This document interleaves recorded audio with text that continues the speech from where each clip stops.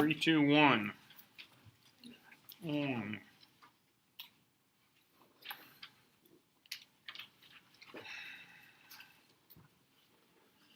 I think we got to here, didn't we? We did mesenteries, didn't we? Yeah, we got to this one right here.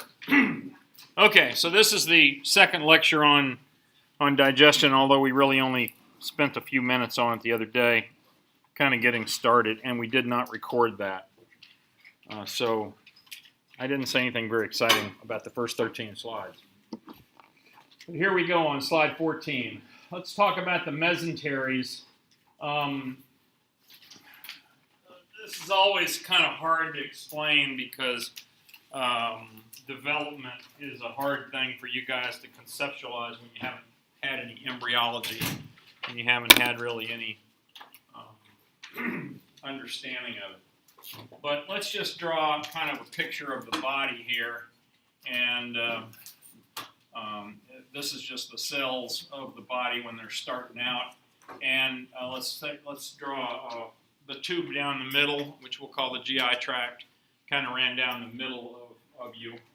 And of course, it was supported by a mesentery from the dorsal side, but it was also supported by a mesentery from the ventral side.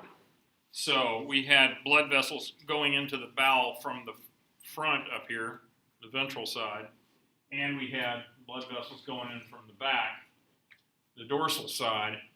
And what happened is that most of the ventral one went away. And so when we dissect our kidneys, you're going to see that the mesenteries, which supply the blood and the blood vessels up to the intestine, they all come in through the back. Okay? There's one little remnant of that old ventral mesentery left, and it's called the falciform ligament, or the round ligament up in front. It hooks up to the liver, but it doesn't go down to the intestines at all. So just keep that in mind as you're reading about it. So we have a dorsal mesentery, which keeps us all going today. Our old ventral mesentery pretty much went away. It disappears except for the lesser omentum and the falciform ligament. So we'll point those out in lab for sure. So here's kind of that same picture that I was trying to draw for you. This is more complicated than my picture. Here's the neural tube up here. Here's the intestine. This is the abdominal cavity around here. And the dorsal mesentery persisted. The ventral mesentery pretty much went away. And off we go. Does that make a little bit of sense? I think it'll make better sense as we get the cats and look at them. All right. The lesser omentum is the other portion of the ventral mesentery that persists, and it is a piece of kind of a mesentery that comes in from the front that provides access for the blood vessels and the other structures entering and leaving the liver. So kind of the liver and the stomach have blood vessels running through this lesser omentum, and you will need to be able to identify the lesser omentum on your cats. The falciform ligament is even more ventral, and it helps position the liver, and you'll see it as a little layer of tissue that runs down from the abdominal wall into the liver. Okay? Once again, see it in the lab. The dorsal mesentery, which is on the back side, forms this huge pouch that kind of hangs off the front of the stomach, and I think this is a pretty good thing to remember. It sort of hangs like an apron off of the front side of the stomach and the inferior borders of the stomach, and it has a lot of fat in it. Y'all have probably seen that in your cats already. But it's just this big fatty yellow apron thing, and we have one too. And we used to call it the policeman of the abdomen. It was just kind of not free floating, but it was only attached at the top end. And so if you had appendicitis, the omentum would tend to move down into the right lower quadrant to kind of wall off the appendix from the rest of the abdomen if the appendix was getting sick. If it was diverticulitis, usually when you'd open the abdomen, you'd find that the omentum was stuck down there on your colon, your sigmoid colon down here in the left lower quadrant. And if it was your gallbladder that was inflamed up in the right upper quadrant, the omentum would be stuck up there, trying to wall it off so that if it ruptured, it wouldn't contaminate your whole abdomen. Of course, the fact of the matter is, before there was surgery and wonderful antibiotics, a ruptured appendix was 100% fatal. Ruptured colon from diverticulitis was 100% fatal, and certainly a ruptured gallbladder was also 100% fatal. So all of these diseases, which are now just kind of a minor pain in the neck, and you have to go in the hospital, maybe even stay for a few days, used to kill everybody. I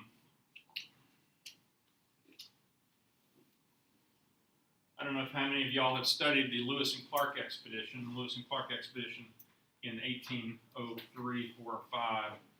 You know, they left from Independence, Missouri, came up the Missouri River, came all the way out here to Astoria, Oregon, spent the winter, and then went all the way back. They started with, I believe, 15 men, and they only lost one person in the whole trip, which is pretty amazing considering, you know, they traveled almost 5,000 miles. They went through a zillion different Indian territories and so forth. The only person they lost due to ruptured appendicitis, or at least they think that's what it was, because another story that just amazes me every time I think about it. Appendicitis, which is such a common disease now, you know, you get pain in your right lower quadrant, you go get a little operation through a little incision about that long and get your appendix out, no big deal. It was not even described as a disease until 1913. Nobody knew what the appendix was for. Nobody knew what appendicitis was, because the only time they ever operated on anybody was when they were dying of anything, because it was too risky to operate on people before 1913. And so, that's okay. So sure enough, nobody had ever operated on appendicitis before. It was just peritonitis. It was infection was spread throughout the abdomen. That's amazing to me. I think of all the kids that I operated on for appendicitis, and to think that every single one of them would have died a century earlier is kind of amazing, isn't it? So anyway, that adipose tissue in the greater omentum off the pain, that apron hanging off the front of the stomach, what does it do? Well, it conforms to the shapes of other organs. It pads and protects the surfaces, provides insulation to reduce heat loss, and stores fat, stores lipids. So what else does that do? The mesentery proper is this thick sheet from the back that comes up and carries the blood and everything to the guts, basically. And it's a pretty thick sheet. You'll see it very nicely in the lab. It holds the bowels, but yet it does allow them to move around a fair amount at the same time. It suspends all but the first 10 inches of the small intestine, which is actually the duodenum. We just need to show it to you in lab for you to kind of understand the mesentery proper. But basically, the mesentery proper is the main piece of mesentery that goes to the entire small intestine and most of the large intestine. We call the large intestine mesentery, we call it the mesocolon. I think I can go over those with a picture a lot faster and make more sense.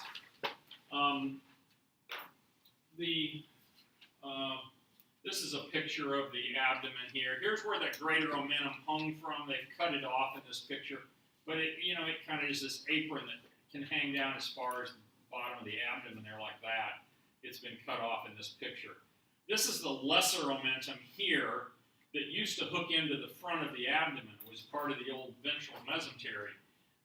It still supplies this part of the stomach and also the liver. Once again, we'll see that in lab. Here's the mesentery proper down here. It's the mesentery that supplies all of the small intestine, and I always call the mesocolon part of the mesentery. It's the same thing, just a different name. Mesentery supplies the ascending colon. This is the ascending colon over here because it's going up, and then the transverse colon here because it's going across, and then the descending colon over here because it's going down, and then the sigmoid colon because it's shaped like an S over here in the left lower quadrant, and then once it gets to the sigmoid colon, it heads out through the rectum because the rectum means straight, and it's nice and straight heading out. Now they've shortened this in this diagram here. There's normally, 5 times that much small intestine, and indeed the small intestine is much longer than the colon, even though it doesn't look that way in this picture. So here's, if you just disconnected all those guts, took them off, and looked at the mesenteries that were left, this would be the mesentery proper here, this would be the mesocolon, transverse mesocolon, descending mesocolon, sigmoid mesocolon, to the rectum. Rectum goes out of the peritoneal cavity, so we call that retroperitoneal. Right? Remember that word retroperitoneal, behind the peritoneum. And you notice there's 2 other things that are retroperitoneal. One of those is the pancreas here. The pancreas doesn't really live up in the abdomen. Now on the cats it kind of is, and certainly on the rats, if you remember that, it was. But in humans, it's pretty much back there against your backbone, and it is retroperitoneal, as illustrated in that picture right there.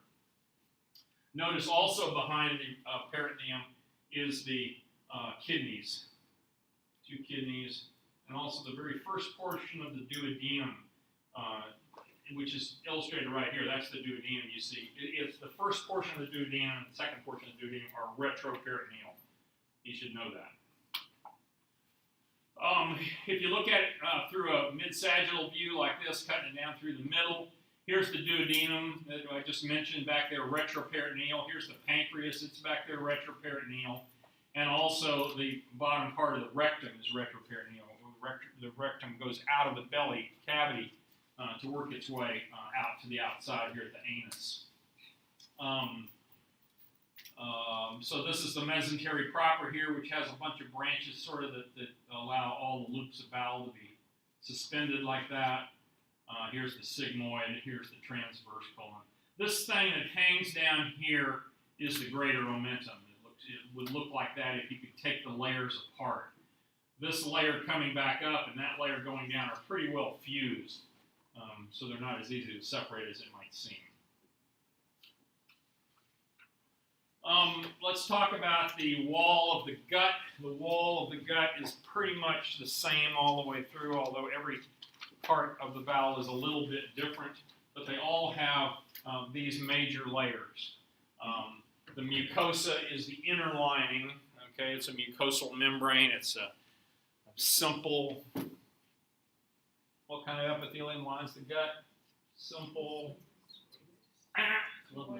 columnar, simple columnar, with a whole bunch of goblet cells on the mucosa. The submucosa is kind of the supporting tissues right underneath it that has all the blood vessels and all that jazz in it. Then there's a layer of muscularis on the outside, which is actually 2 layers. It's actually a circular part, round, smooth muscles that go around, and also a longitudinal part that runs lengthwise. I'll explain that to you in a minute. And then the very outside layer of all the loops of bowel is called the serosa. But we have another name for it too that you remember from 231, where we put the pins in it and said, what's the first layer that the pin goes through? And that is the visceral peritoneum. Right. So the serosa is the visceral peritoneum in the abdomen. Here's kind of a nice picture of that. This is a piece of small intestine right here. Notice there's a bunch of folds in it on the inside. Those are called plicae circulares. That's just to make more surface area, because remember, everything you eat has got to be absorbed through this mucosa here, and so the more mucosa you have, the better. You got more room to absorb stuff through. So you have these plicae circulares, which are then covered with all these big villi on the outside of it. Here's the submucosa extending up in there. This is where all the blood vessels, of course, come up and down through it. Because remember, epithelial tissue is always avascular. Remember? And so all the blood vessels are down here in the submucosa. This thing here is a gland. There's lots of glands in here that make mucus and make water. The green tubes illustrated here are lymph ducts that help pick up fat out of your intestine, also help pick up extra fluid. And then here's the two layers of the muscularis externa here. And these are smooth muscle, right? Not skeletal muscle, not cardiac muscle, smooth muscle, spindle-shaped cells, one nucleus per cell, in the middle of the cells, so forth. Notice that the inner layer is the circular layer, so it goes this way. So see, it's illustrated here. The inner layer is circular, the outer layer is longitudinal, and all the fibers are oriented longitudinally. We're going to talk about why that's oriented like that, because that's what helps not only mix up your food, but also helps you propel things with peristalsis, push them on down the stream as your food passes through your intestinal system. On this picture here, this is kind of nice because it illustrates the mesentery here with the blood vessels coming in to them from the backside. So the mucosa is the inner lining of the digestive tract. It's a mucous membrane. It secretes a lot of mucus. It's moistened. It's slippery. It's not watery. It's thick. Enough said. The mucosal epithelium is either simple or stratified. The only place that it's stratified is in the mouth and the pharynx and the esophagus. Why is that? Well, when you first put stuff in your mouth, it hasn't been digested at all, so it can have sharp edges and things, and so you don't want it to scrape the inner linings of your bowel. And because you don't want it scraping things, there are significant mechanical stresses there, so it's lined by stratified squamous epithelium. Now, remember, stratified squamous epithelium is what skin is, right? But the difference in skin and this is that this is not cornified. It's not full of keratin. Remember, keratin is that protein that your skin cells make a lot of. That's what keeps your skin dry and leathery. So it's pretty tough. Yeah? So yesterday I was listening to the lecture and we were talking about the mucosa. So Yeah. last lecture my sister was like, is that why magicians could put a sword in without hurting? Is it? And No, I think that's just because magicians have figured out how to straighten out their esophagus and get it all lined up just right. I thought it was because It of that. has to do with the way they hold their head and neck, really. Yeah. Good question, though. So once it gets down, it's stratified squamous down to the bottom of the esophagus. And right at the bottom of the esophagus, at what we call the GE junction, the gastroesophageal junction, it changes. It becomes simple columnar epithelium with mucus glands, and it continues as simple columnar all the way through until the anus, right, the very last little inch or two of your butt. The digestive endothelium, one of the other things it has is that it has lots of these endocrine cells. They call them enteroendocrine. Entero means intestine, obviously, and endocrine means that they make hormones, right? What's the real definition of an endocrine gland? It secretes onto an epithelial surface. No. Endocrine. I'm sorry. No ducts. Exocrine. No ducts. That's right. Endocrine means no ducts. Exocrine has ducts. That's Okay. what I meant. So these are all. A lot of these cells here are scattered amongst the digestive epithelium, and they just make hormones that then circulate around in you. A lot of these hormones, we'll talk about some of them. They help coordinate the activities of our digestive tract. I'll get back to them. So there's lots of folding that goes on. There's longitudinal folds, and then there's these permanent transverse folds that I showed you in before. Now the longitudinal folds, the main place I think of them is in the stomach, because when we used to go into the stomach with the endoscope, it's got a bright light on it, and it's got air, and it's got suction on it. So you'd go out of the esophagus, and of course the esophagus is always kind of squeezing down around the end of your endoscope. And once you got into the stomach, it was still kind of collapsed down because it was empty. We hadn't had the patients eat anything for a few hours. But then you'd start putting some air in the stomach, and as you would expand it with a little air, you would see these longitudinal ridges of extra mucosa. And then as you filled it completely up with air, you could fill the stomach up, so it was big as a football practically, and then look around in it really easy because it's wide open. But those longitudinal folds will disappear as the intestine fills up. The lamina propria is that little submucosal area that I just mentioned to you. It has areolar tissue, contains blood vessels, nerves, lymphatics, smooth muscle cells, scattered areas of lymphoid tissue. Remember that. We're going to find that there's certain areas of the small intestine especially that have huge collections of lymph nodes, lymph tissue in the wall of the intestine. And you'd have to think, wouldn't you, that of all the places it would be nice to have infection fighters, it would be nice in your intestine because it's a pretty thin membrane there between what's inside of you and what's outside of you, right? Because remember, the stuff that's in your intestine really isn't part of you yet. So it's a good place to have that, and we'll talk about that more when we get to it. The muscularis mucosa is this very narrow band of smooth muscle that's right up there in the lamina propria. It's so small, it's just not a big deal. Remember, the muscularis mucosa is very, very thin. We didn't really usually sew it together. There was nothing to sew the muscularis mucosa.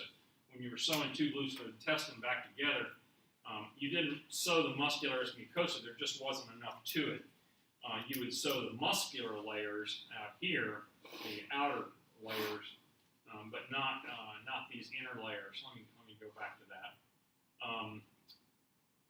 Yeah, I think I've said it. Submucosa, right below the mucosa. It's a layer of dense irregular tissue.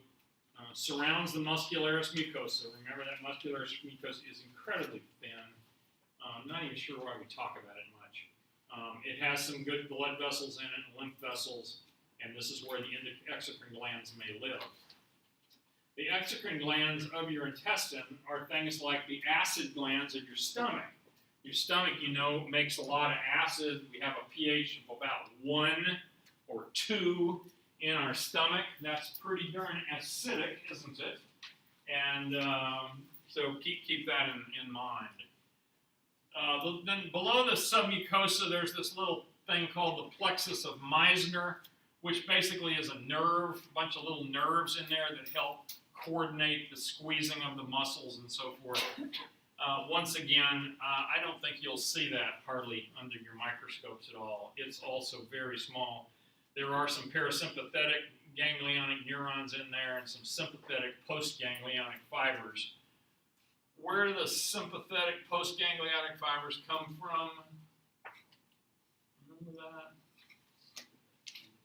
From the sympathetic chain ganglion, that's right. Remember, the parasympathetic have the long fibers that go all the way to the organs themselves. The sympathetics have short presynaptic junctions that go right to the sympathetic chain ganglion alongside the spinal cord, and then they send out the long fibers down there. So those are the sympathetic ones. All you're seeing is some postganglionic fibers. The sympathetic, the parasympathetics, you're seeing some little ganglionic neurons down there, because that's where the ganglionic, that's where the last synapse is going to occur. The muscularis externa is really the only muscle layer that's big enough for you to see, and it is divided into two parts, as I already showed you, the inner circular layer and the outer longitudinal layer. Now think about your intestine as this long pipe like this, and the way we push stuff down the pipe is by peristalsis. That's the name of the thing. So this piece of intestine squeezes, then this piece, then this piece, then this piece, then this piece, and that pushes the contents of your intestine on downstream. That's what accounts for the gurgling in your stomach when you're laying in bed late at night and you ate a big meal or something.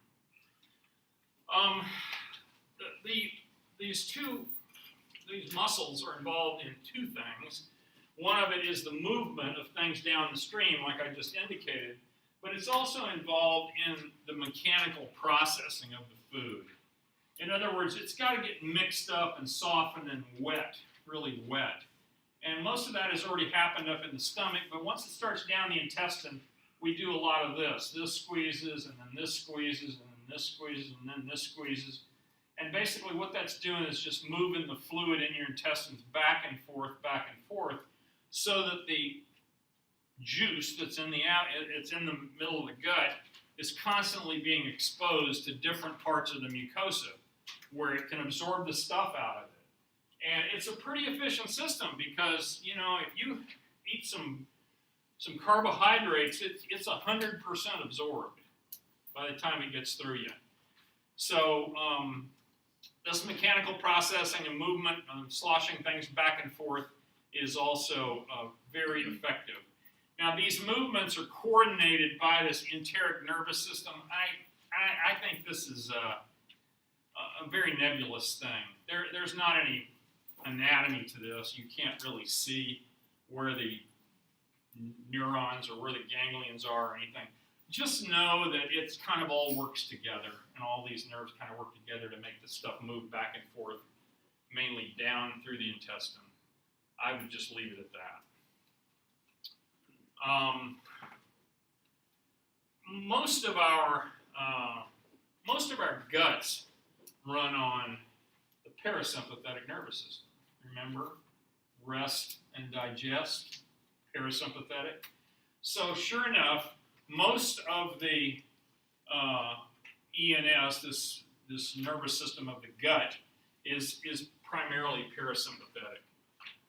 There are some sympathetic fibers, but not much. Obviously, sympathetic fibers are going to make the bowels stop, right? Fight or flight.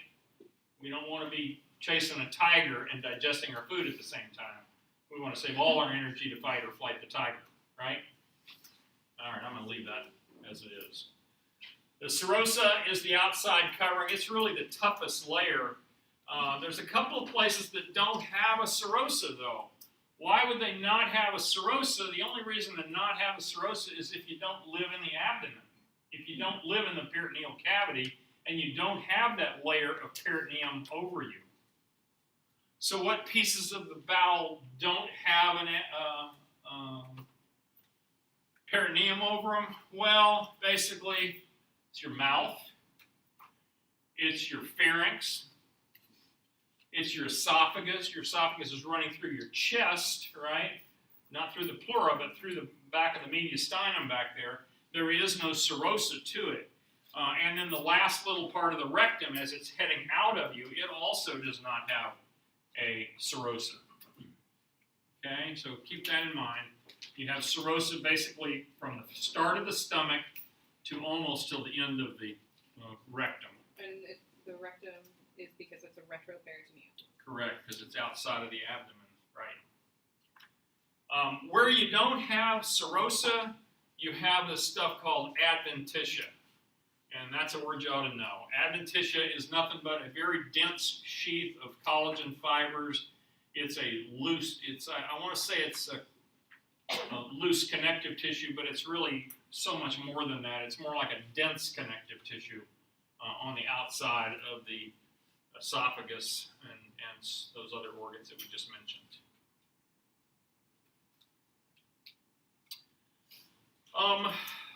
So how do things going down the bowel, I think I've told you everything you need to know about this already.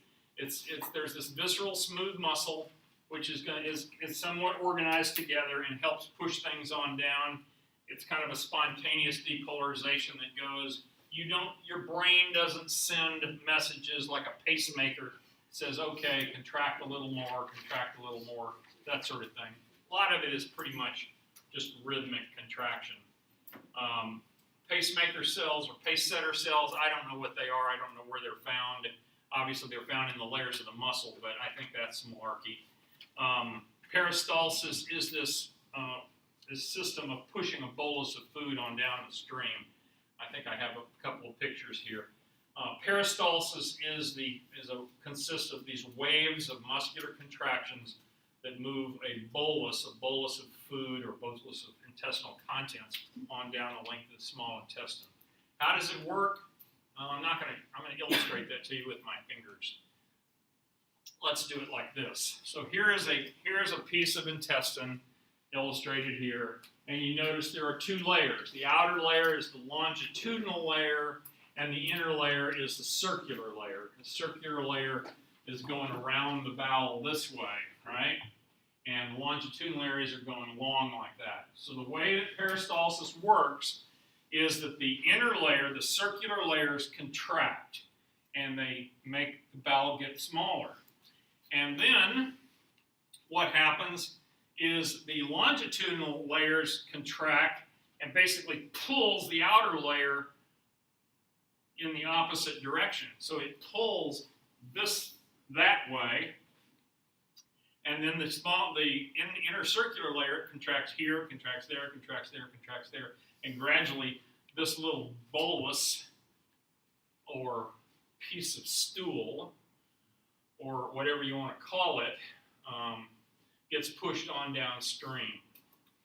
Now, what this is really describing is movements in the small intestine.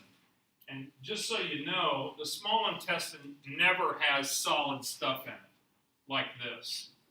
They're kind of showing you this just for illustration purposes. The small intestine is pure water, basically, in the small intestine. It's not until the fluid gets out of the small intestine, gets into the colon, and stays there a day or so and gets all the water reabsorbed out of it that it turns solid and starts to look like stool. Never thought about that. What is it that controls this? Well, a lot of it is controlled by these hormones that are released by the bowel along the different way. And there's these smooth muscle contraction, kind of self-pacing kind of fibers that work in the wall of the bowel. You guys have all been in the situation where you've gotten really nervous about something, and you're thinking, oh man, I'm worried about this, I'm worried about that, and suddenly you just got to get up and run to the bathroom, and if you don't get there pretty quick, things are coming out, whether you want them to or not. Well, that's what's going on right here. That's what we're talking about. So our brains, our nervous energy can control this, but most of it is controlled by just these kind of natural, in the moment kind of things, these reflexes. Let's talk about some reflexes, because we do have some that really do make this work. I'm not going to go into them in depth here. There's at least 18 hormones that are in your bowel that cause you to move things along faster or move them along slower or cause more acid to be secreted or cause more bile to be secreted or whatever. I am not going to make you learn 18 peptide hormones in the bowel.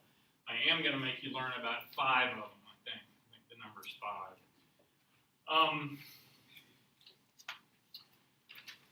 This is just a generalized diagram that shows things like these long reflexes that are related to stretching.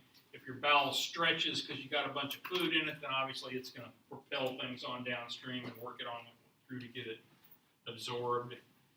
Peristalsis, remember, is going to be controlled by the outer longitudinal layer and the inner circular layer of the externa, mucosa, and the muscularis externa. by the way, I didn't ever show you a picture of that muscularis mucosa. The muscularis mucosa, that really thin layer of muscle I mentioned. This is it right here. This is the tiny little thin layer that runs right along underneath the mucosa there. So that's one way that it's controlled by the brain, CNS up there. But then there's also some of this stimulates some of these secretory cells that then, and the pH inside the bowel can cause the release of some other hormones that can cause the release of other things in the bowel. And these enteroendocrine cells that I mentioned, all of those things working together control the passage of things through your intestine. I hope that makes some sense, but please don't worry about it in too much detail. I Yeah. have a question. So, for ulcerative colitis and Crohn's disease, Mhm. what exactly is getting attacked? Is it the bacteria or the cells, lymphatic system, or do they really know? Well, UC, ulcerative colitis, is strictly a mucosal disease, and ulcers form on the inner lining of the colon only. It does not occur in the small intestine. The other one, which is Crohn's disease, is or regional enteritis. It can affect both the colon and the small intestine. And we think they both have a autoimmune part to them, so that it's basically your body attacking your body, Right. and that's why they're treated with steroids a lot to cause you to quit fighting your own body so much. They're very difficult diseases to deal with. And I think there's new medicines coming out for both of them that are getting better and better, but they've really been a boogaboo, been a tough problem. Let's talk about, now we're going to go through the whole system from top to bottom, step by step. The comments that I've been making have been very general in nature. And now we're going to go through the different areas of the bowel a little more carefully. Let's start with the mouth and think about what happens when you put something in your mouth. Well, the first thing is you feel it. The second thing is you taste it. And there's probably lots of stuff in your life you've put in your mouth and you spit out almost reflexly.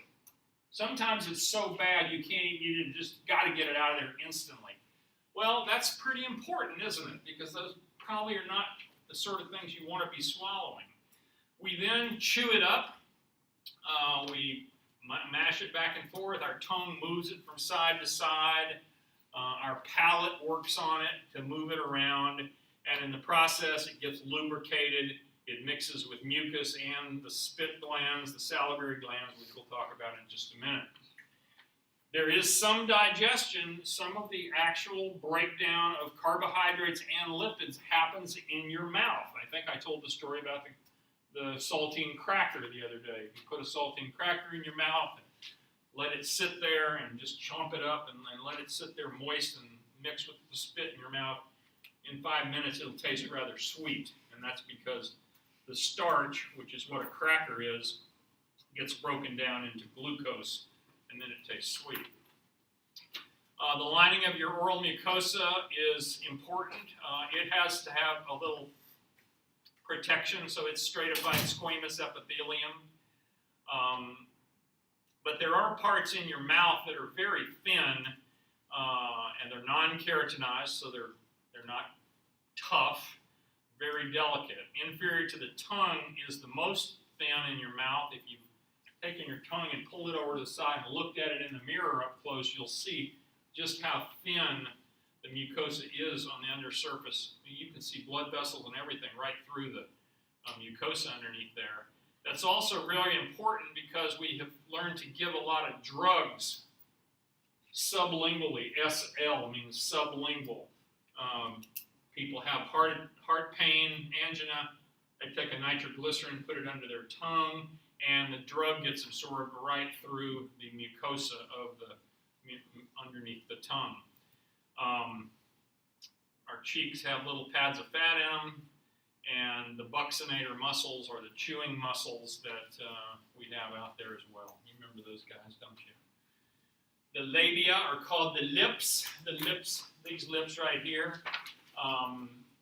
And basically, you have to remember that we have mucosa on the inside of our mouth, and when we have this little strip of tissue that you have to put chapstick on, right, to keep your lips from chapping in the winter, and then it becomes skin, right? So it's kind of three different mucosas right there touching each other. Never thought about that, did you? Has anybody ever put chapstick out here on your face? Not really. My kids. There you go. The vestibule is this place between your cheeks and gums where idiots put chewing tobacco. It's called the vestibule. You know, I've spoken against cigarette smoking a lot in this class, but I will tell you that 4 times worse than cigarette smoking is chewing tobacco. It puts the level of nicotine in your blood 4 times higher. Therefore, it's actually 4 times more addictive than smoking cigarettes.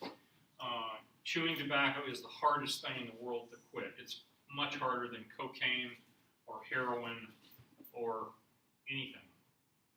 Because the level of nicotine you get in your body is just so high. I always thought it was an incredible experiment. Somebody decided one day to put a bowl of cocaine in a rat's cage, a bunch of rats' cages. It was a controlled experiment. And the rats would eat the cocaine until they got really high, but then they would stop.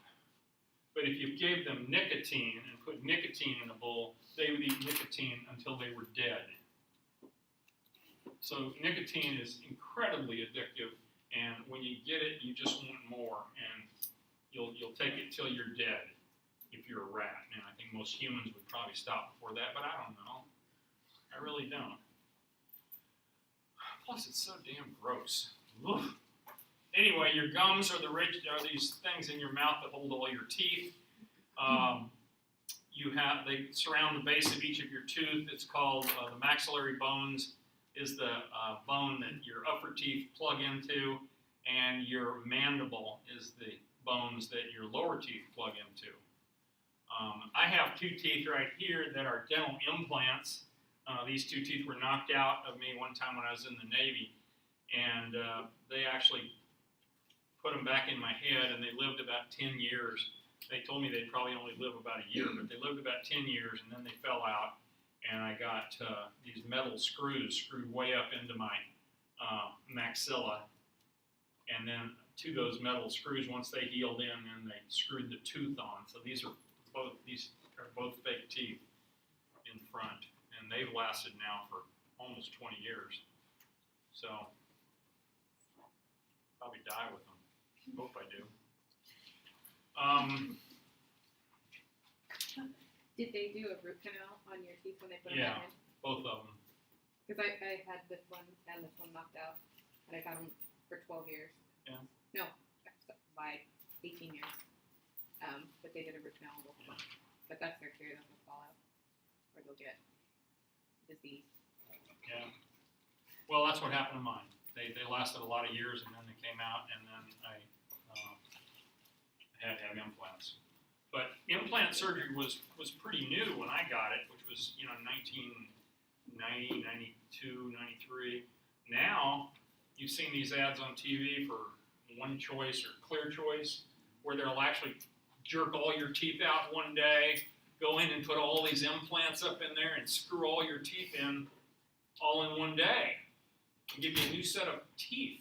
It's just amazing to me what they can do.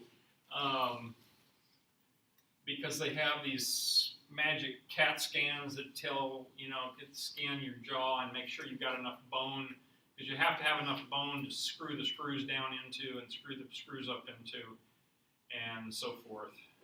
It's pretty wild. Whereas a porcelain crown takes 2 weeks. I just lost a crown, and it's going to take 2 weeks to replace it. Yeah. There are places that have like the lab in the place. Right. I know. They're a lot more expensive. Oh, Oh yeah. it's true. moving along here. So this is your little vestibule down here. The gingiva is your gums. That's what that word means. Your upper lip, and there's your lower lip. These are all the muscles of your tongue. Remember, they're all controlled by what nerve? What cranial nerve controls the tongue? Number hypoglossal. Number Hold on. 12.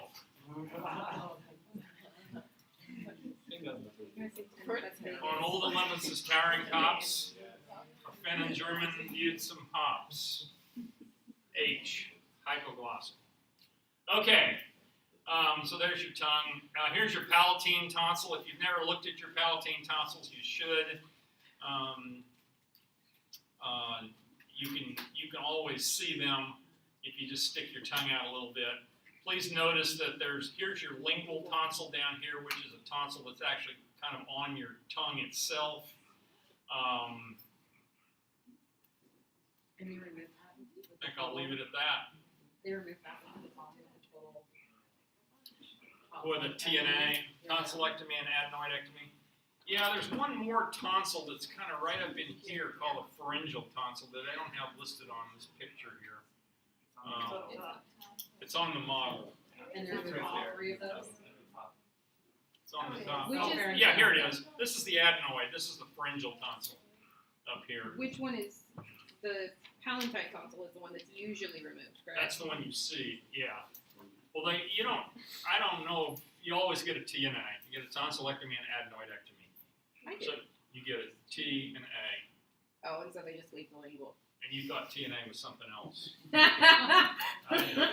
It is. So yeah, here's your palatine tonsil that you can see in your mouth. It's just to the side of your uvula. There you go. Are the lingual tonsils ever removed, or? I don't think so. I don't remember ever hearing of that being done. It's a good question though. They don't interfere with the airway like these other guys do. The pharyngeal tonsils really, I know Josie, my granddaughter, had, she was having 2 or 3 episodes of tonsillitis a year, and we took her in, and I remember the dentist takes an oral surgeon who takes a little tiny bronchoscope and looks back in her throat, and then he kind of twists it to go up and look at her adenoids, and he could see it and see how big it was. And it was really kind of blocking her airway. She was a very noisy breather. She snored all the time.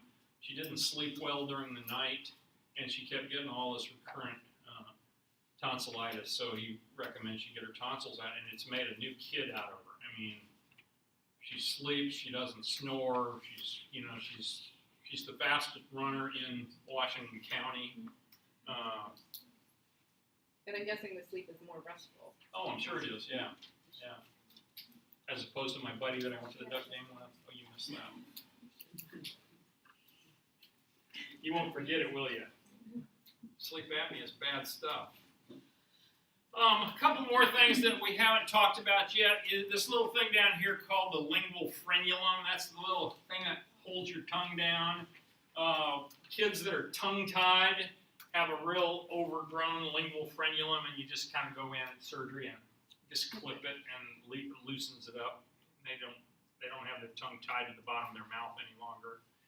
And please notice, and you can see these on yourself too, if you look in the mirror with a bright light tonight, you can see the 2 openings on either side of your lingual frenulum right there, which is the openings of the submandibular glands. The submandibular glands live right down here. They're 2 of your spit glands, and they come up and dump out right there. That's the 2 that gleek, that will spit on you every now and then. We'll talk about them in a few minutes, I think. What does the tongue do? Well, it moves everything around. It's such an amazing organ, and I'll just leave it at that. But, we can chew if you take a bite of steak in your mouth and you chew it 6 or 8 times, you've probably got it completely broken down, because your tongue is so sensitive, it can assess which parts of that bite still have some tough stuff in it. Your tongue will move that piece of meat around one way or the other so that it's all chewed up really well. I just think it's amazing. Obviously, it measures the touch, the temperature, and taste of everything that you put in your mouth, which is important too. You do have some lingual lipase. Lingual lipase means basically tongue lipase. Lipase means it's an enzyme that breaks down fat, lipids, right. So we're going to be talking about a number of proteases and lipases and so forth as we go through the digestive tract here, but that's one of the first ones up here. The salivary glands, there are three pairs of them. Please do not feel like you have to memorize the differences in their properties, but you should know where each of them are and how they empty into your mouth. The first one is the parotid salivary glands. The parotid salivary glands live right here, and if you've ever had the mumps, that's where the mumps got its name from. It's a virus that used to infect people's parotid glands. Now it's hardly ever seen anymore because it's in the MMR, mumps, measles, rubella, and people don't get it. But it's a pretty big gland right here in your cheek, and the duct, it's an exocrine gland, so it's got a duct, and that duct goes through your cheek and comes right out here to the side of your mouth, and right alongside one of your molars back there, it empties into your mouth, right about there. Now, once in a while, people will used to come into the office and with pain in their parotid, and it was all swollen up, and they would form stones in that duct. And you could actually take their mouth and go like this and look in there, and you could actually see the stone right as it was trying to get out of the Stenson's duct. Stenson's duct is the name of the duct right there. It empties into the vestibule here beside the second molar. That's what I should say too. It's along the second molar. So it's right there, and you just kind of take a needle and knock that stone out, and then there's this outpouring of all this spit that comes out of their parotid gland, and they're all better very quickly. It's kind of a nice cure. People who get stones form in their salivary ducts, we usually just gave them hard candy, which makes you make more spit, and as long as you're making enough spit, then you don't form stones. So we would just tell them to suck on a peppermint or something every day, and that would pretty well take care of it. The second set of parotid glands is the sublingual salivary glands. Now these are very small. Sublingual means below the tongue, and if you go home tonight and kind of hold your tongue out to one side and look right there through that thin mucosa on the bottom of your tongue, you can actually see the glandular tissue right there under the mucosa. And these glands are pretty small, and it has these little things called Renvious ducts or rivinous ducts, sublingual ducts, and there's a whole bunch of holes on either side of the lingual frenulum. They're just 8 or 10 holes on either side. So these aren't the ones you gleek through. The sublingual salivary glands are not the ones you gleek with, but they do empty out right there along either side of the lingual frenulum in your mouth. The last third set is called the submandibular salivary glands, and just like it says, they're below the mandible down here. And I had a few patients that developed a tumor in their submandibular gland. We would operate on them through their neck down here and go in and take that one out. They sort of appear in the forward of the mouth, but really you see them right here. They make a lot of spit. These are the ones that have a single opening on either side, right behind the teeth, right here in front. These are the ones that you spit through, gleek through. They're called Wharton's ducts, but I don't care about that name. Just know they're from the submandibular gland, and they're called the submandibular ducts. As far as how much spit do you make a day? We make quite a lot, about 1.5 quarts of spit every day.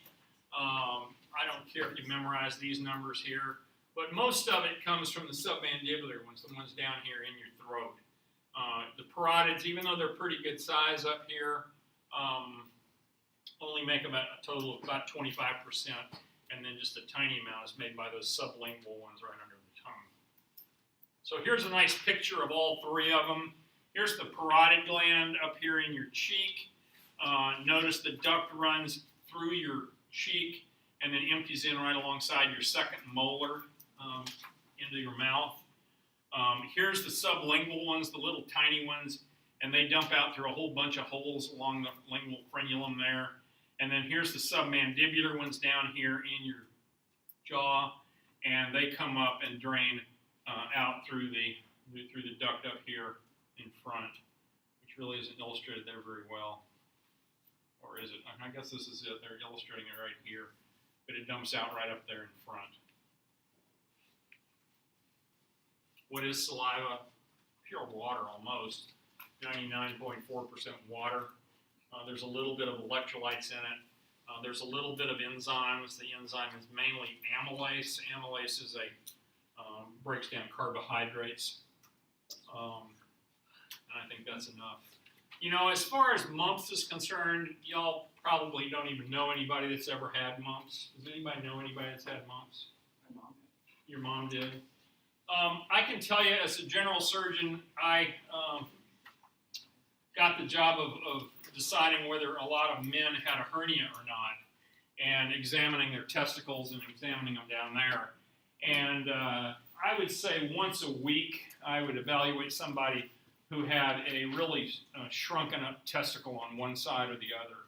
Sometimes both of their testicles were just the size of marbles. And I would always ask them, I say, what happened to your testicle? And they say, oh, I had the mumps. And that was the problem with the mumps, is yeah, it would affect you up here, and these glands would get big and swollen. But in most guys, in young boys, it would go down to their testicles, and their testicle would get all inflamed and swollen and get big and big and big, and then it would shrivel up and go away. And it was worthless to them. So it could cause it sterilized them? If it was involved both testicles. Yeah. If it just involved one, it didn't sterilize them.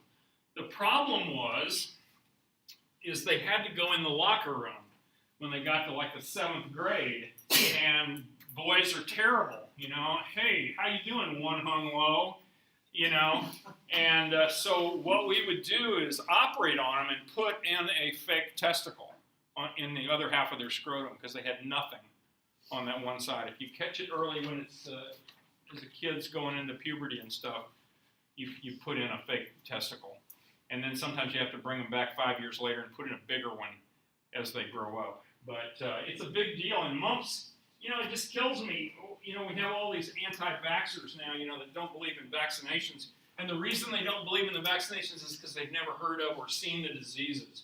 But these were not good diseases. They were bad diseases. People got really sick from the mumps. It sterilized a lot of people. And I saw it every week. I mean, I really did. So it's nothing to be taken lightly. Anyway, what does saliva do? It lubricates your mouth, makes spit, allows you to spit things. It dissolves some chemicals, has your taste buds, remember they're right there in your mouth. Here's the salivary amylase, which is the first one that starts digesting the complex carbohydrates like that saltine cracker I mentioned. What controls your salivary secretions? Same old thing. It's, you know, autonomic. It's mostly parasympathetic. Parasympathetic is going to accelerate your secretions. So if you're in rest or digest, you're going to make a lot more spit. If you're in sympathetic, you're not going to make spit. You're going to save everything to fight the tiger, right? There are little spots in your brains called the salivatory nuclei. They live up in the medulla. So what? Let's not worry too much about how our brain tells us to make spit. Is that fair? Okay. For you dental hygienists in the crowd, this is the 10 minutes of all of A and P that we're gonna talk about the teeth. But the teeth are cool, and believe me, having gone through those two problems with those two teeth of mine, what a pain in the neck that was. It seems like I spent 100 hours in the dental chair for that mess, but anyway, yeah, I'm sure it wasn't that long. Chewing is called mastication. Remember we had some muscles that were called the masticator muscles.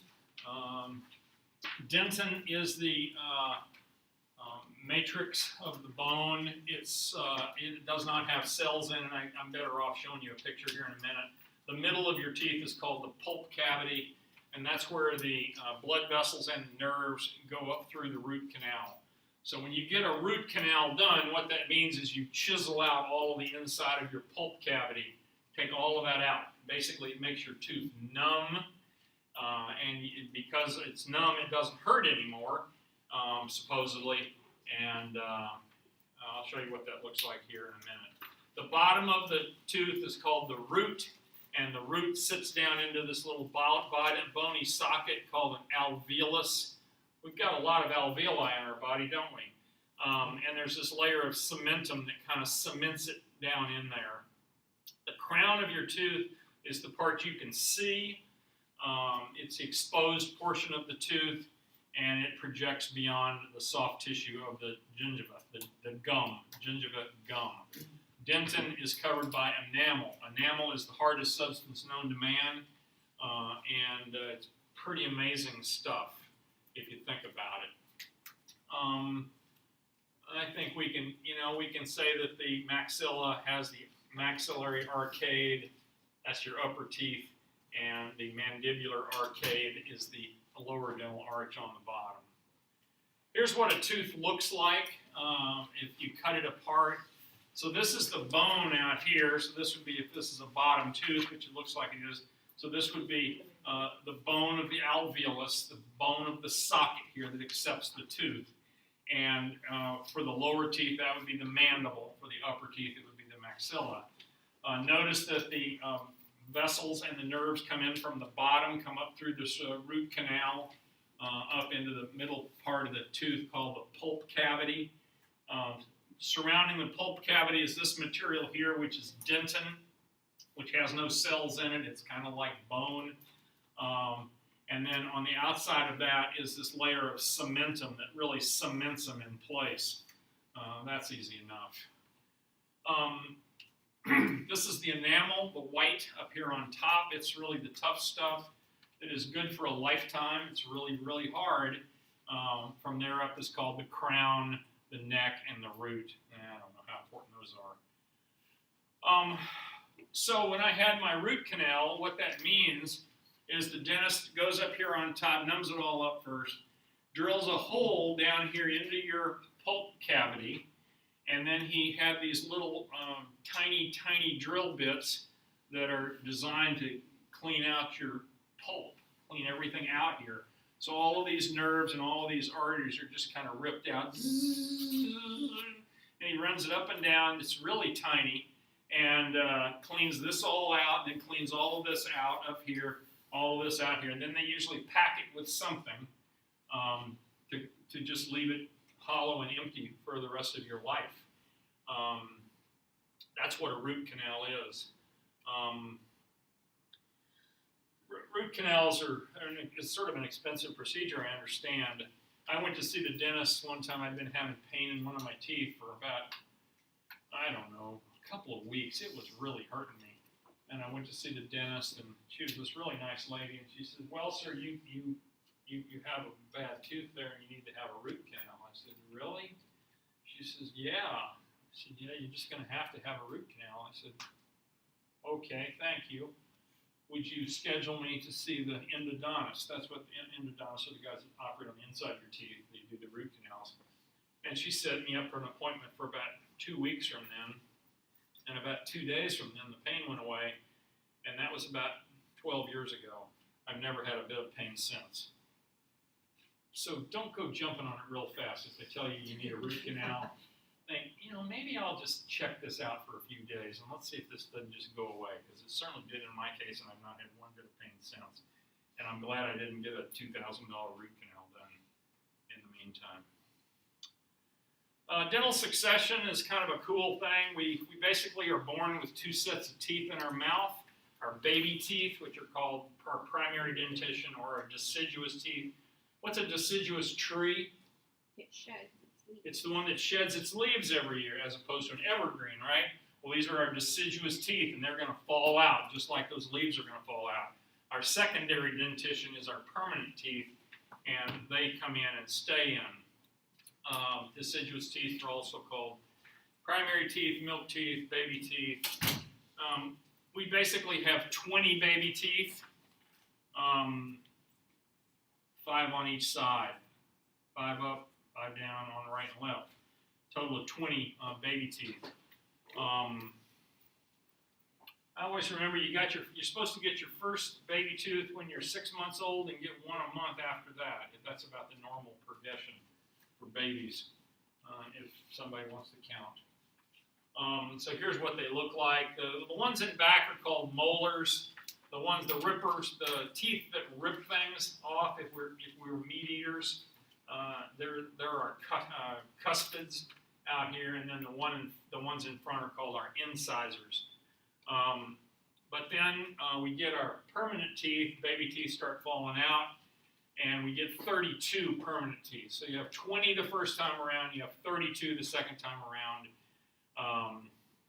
8 on each side, 2 incisors, 1 cuspid, 5 molars. 5 molars on each side, right and left. Wow. Some of those molars never do even hatch out. We call those wisdom teeth, right?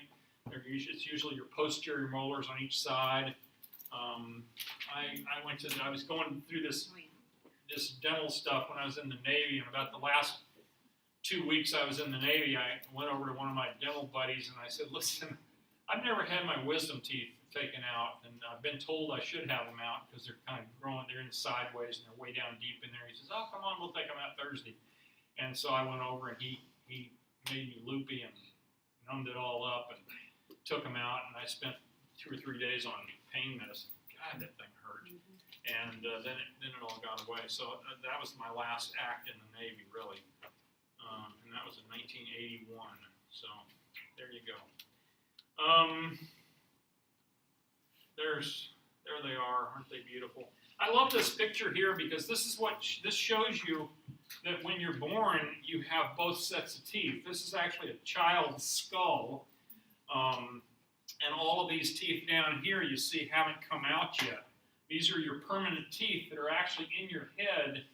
And these are all baby teeth that are in place up here, but they're all going to fall out. So this is a young kid who was killed for something, died from something. And they got his skull and made this really cool photograph of it. So does the area where the teeth are, does that just ossify after they? Yeah, after they erupt and come out, the area under it ossifies. But remember, they're going to have roots that are going to, the roots are going to develop. And so the roots on molars, are pretty good size. They go down in there pretty well. So, yeah.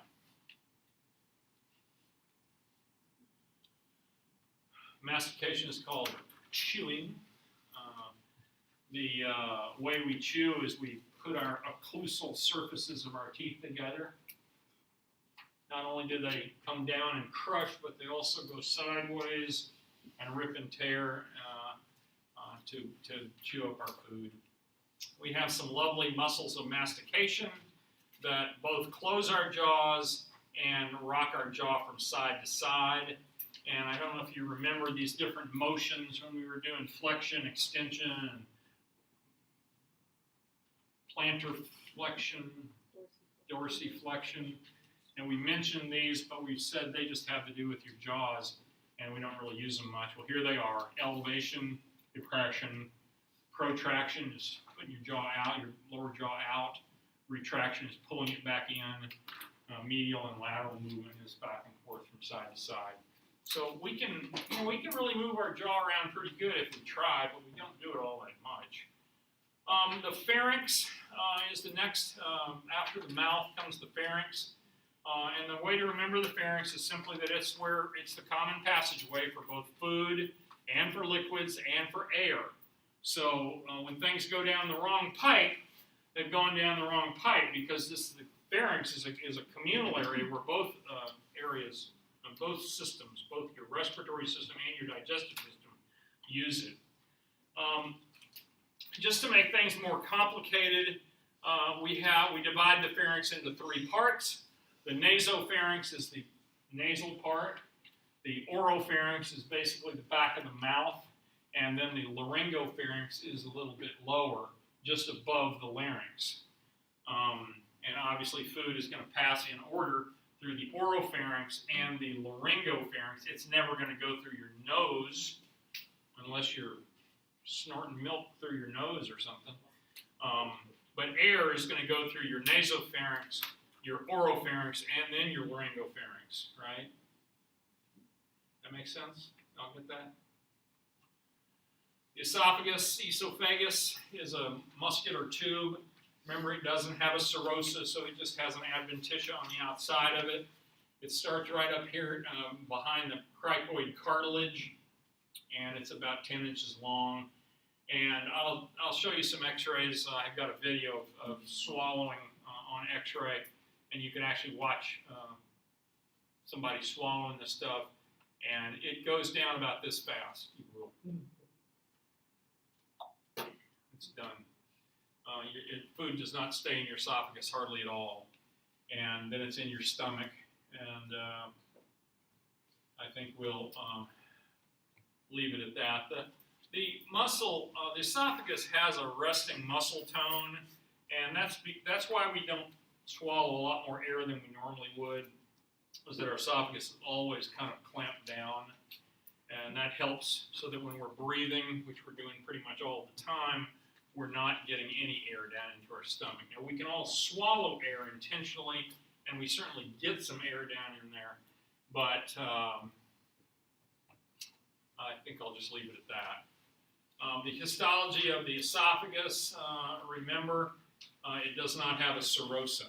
That's really the only point from this. It does have a mucosa and a submucosa, and it has a muscularis, but it doesn't have a serosa. So it only has 3 layers. The mucosa is keratinized and non-keratinized. In other words, it kind of gets leathery depending on how you eat and what you drink, I guess. It is a stratified squamous. There are large folds that extend the length of the esophagus that kind of point the way for the food down the way, I guess. The muscularis mucosa is that tiny little layer of muscle that, once again, is very small. The submucosa contains a number of esophageal glands, and they make a lot of mucus. You want your esophagus to be very greased up for when you swallow that bite of popcorn or something. Keep it from scraping you and allow it to get on down. Muscularis externa has the usual inner circular and the outer longitudinal layers.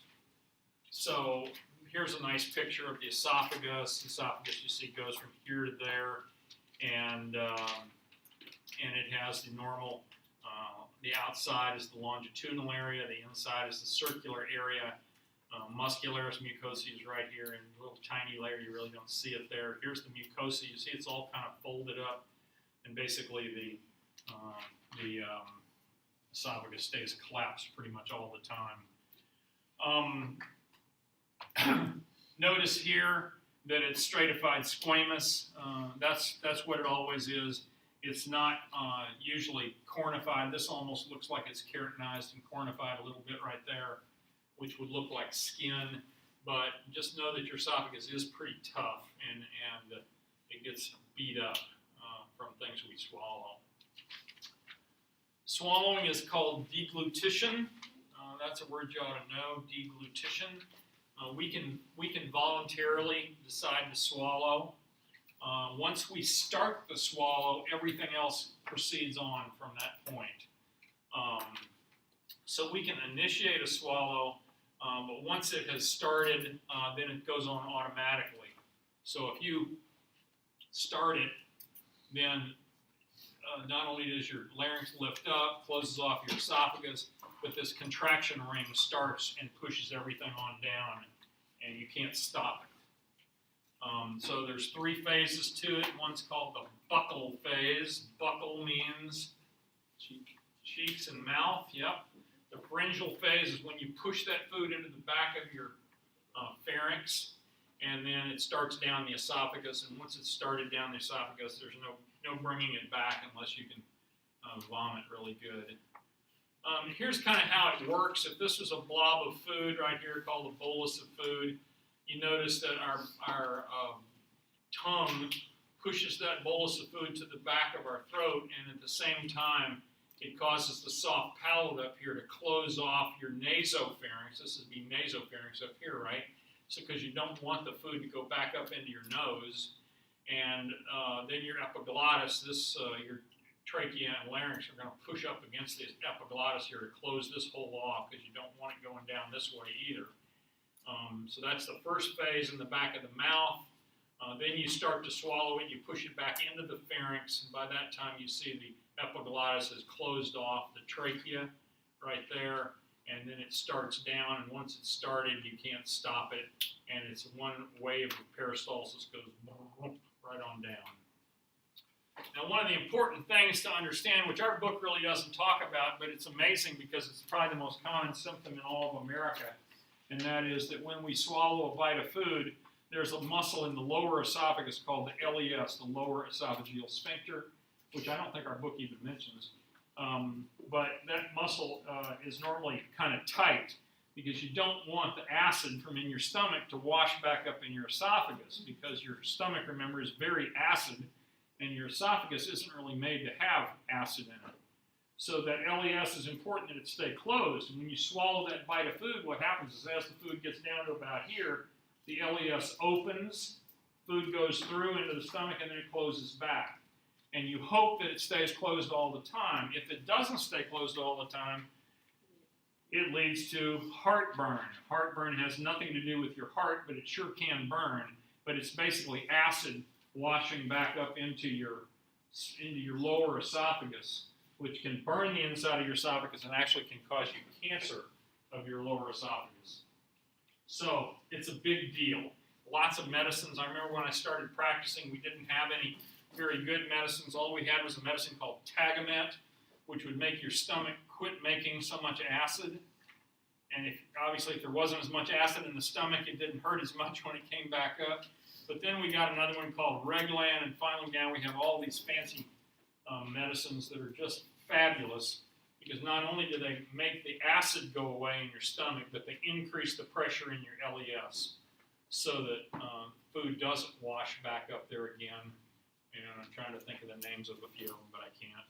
What's the hiatal hernia? Does that affect the A hiatal hernia is just a little hernia where your stomach herniates up into your chest. It really is. It doesn't. Okay. It doesn't matter if you have a hiatal hernia. The thing that matters is whether or not you have acid reflux, whether you have acid washing back up. I want to stop right here. Let's stop right here at the beginning of the stomach.